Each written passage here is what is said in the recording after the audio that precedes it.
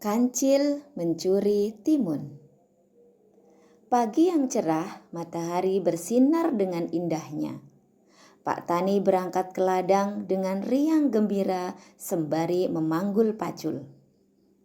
Aku akan memeriksa kebun timunku, barangkali besok sudah bisa dipanen.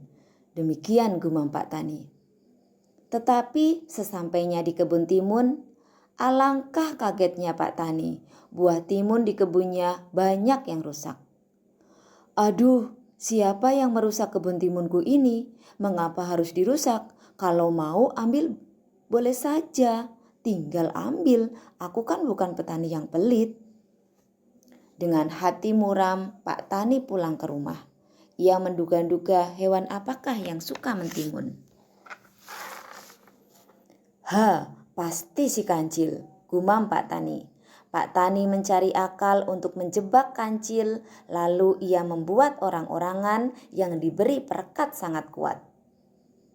Menjelang sore, orang-orangan itu sudah selesai dan dibawa ke tengah kebun timun untuk dipasang. Aku tahu kancil hewan yang cerdik. Ia akan mengajak orang-orangan ini. Tapi rasakan nantinya ya, pikir Pak Tani. Benar saja, malam harinya kancil mendatangi di kebun itu. Ia tertawa sinis melihat adanya orang-orangan itu. Cuma orang-orangan, siapa takut? Lalu kancil melintas orang-orangan itu. Dan kini dia makan buah timun yang muda-muda. Ternyata tidak banyak yang dimakan kancil. Hanya 3 buah timun, ia sudah merasa kenyang. Ia juga tidak merusak timun yang lain. Puas makan timun, kancil lalu menghampiri orang-orangan. Sifat jahilnya kambuh, ia pukul orang-orangan itu dengan kaki depannya. Aduh, kenapa kok melekat? Pekik kancil kaget. Hai orang-orangan jelek, lepaskan kakiku, kalau tidak kupukul lagi kau.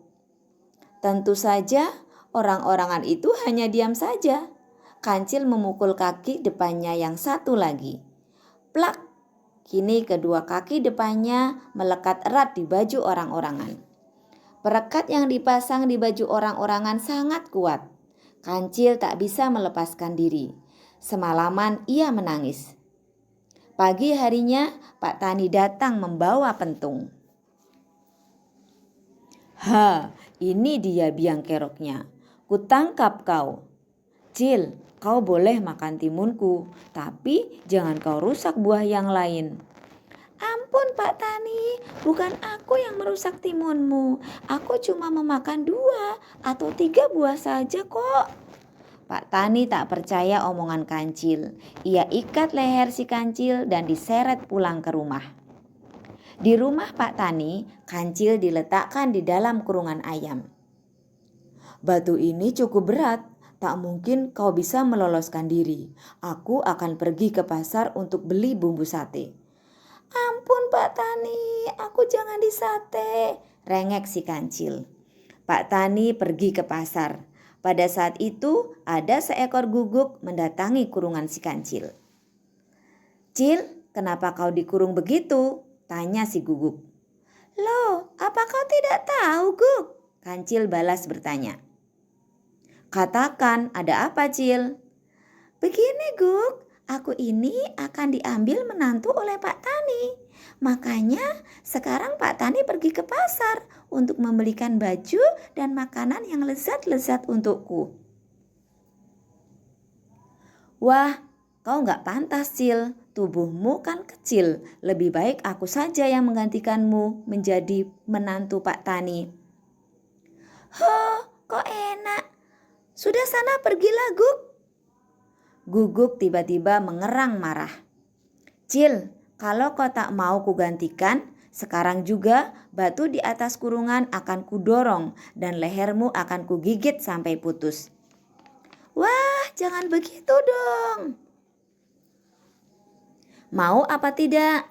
Baik-baik, terpaksa aku turuti kemauanmu. Guguk mendorong batu hingga jatuh kurungan dibuka. Kancil keluar sedangkan Guguk masuk ke dalam kurungan. Selamat jadi menantu Pak Tani, Tuan Guguk, kata Kancil sembari berlari kencang. Sesaat kemudian Pak Tani datang. Ia kaget bukan kepalang melihat Kancil yang berada di kurungan berubah menjadi Guguk. Hormat calon mertua, kata Guguk. Kancil memberikan haknya sebagai calon menantu Pak Tani kepada saya, si Guguk yang gagah perkasa. Terus mana si Kancil? Tanya Pak Tani. Sudah pergi ke hutan, Pak Tani. Kamu mau jadi menantuku? Benar, Pak Tani, jawab Guguk dengan gembira. Sekarang keluarlah dari kurungan, lalu duduklah yang manis dan pejamkan matamu. Aku akan memanggil putriku di dalam rumah. Guguk menunggu dengan hati berdebar. Pak Tani muncul kembali, tapi bukan dengan putrinya, melainkan dengan pentungan. Nih, hadiah untukmu, teriak Pak Tani sembari memukul kepala dan punggung si Guguk. Tung, blek, blek. Ampun, Guguk menjerit dan melarikan diri sambil membawa dendam karena merasa ditipu si Kancil. Awas kau ya Cil, jika ketemu langsung kugigit kau. Kancil sudah sedari tadi berlari kencang. Namun karena jalannya lambat, maka dalam beberapa saat saja Guguk sudah bisa menyusul di belakangnya. Wah gawat, Guguk sudah berada di belakangku, kata Kancil dalam hati. Aku harus segera bersembunyi. Guguk sangat marah karena ditipu Kancil. Sekujur tubuhnya masih terasa sakit setelah dipukuli Pak Tani. Guguk berlari kencang mengejar Kancil. Hai Kancil, kurang ajar, tunggu aku, kugigit kakimu. Loh, kok marah? Kau sendiri kan yang minta diambil menantu Pak Tani? Sahut Kancil sembari mempercepat larinya. Tapi kau menipuku. Salahmu sendiri kok mau. Pokoknya kalau ketangkap kau akan kuhajar. Hehehe, tak mungkin kau bisa menangkapku. Jadi anak-anak, tidak boleh mencuri karena akan merugikan diri sendiri.